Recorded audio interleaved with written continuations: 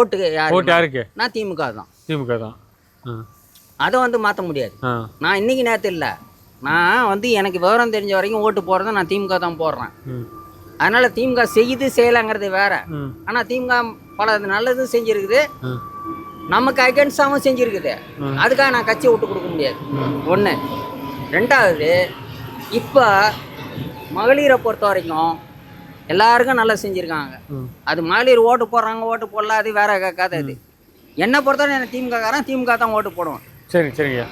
அதே சமயத்தில் நீங்கள் பத்திரிகை ரிப்போர்ட்டராக வந்ததுனால உங்கள்கிட்ட ஒரு ஹெல்ப்பாக நாங்கள் கேட்குறோம். சொல்லுங்கள். நீங்கள் பத்திரிகை ரிப்போர்ட்டரை போகும்போது இந்த மாதிரி 165 வார்டில் இவ்வளோ பாதிச்சிருக்காங்க, உங்களால் என்ன செய்ய முடியும்? நாங்கள் ஏற்கனவே போயிட்டு தலைமை செயலகத்தில் கொடுத்துருக்குறோம். ஆனால் நார்மலாக எதுவும் பண்ணல. நீங்கள் பத்திரிகை ரிப்போர்ட் வர்றதுனால எங்களுக்கு ஒரு ஹெல்ப்பு. சரி சரி. ஏதோ முடிஞ்ச அளவுக்கு எதுனா ஒன்று பட்டா கூட கொடுக்க வேணாம். சரிங்க.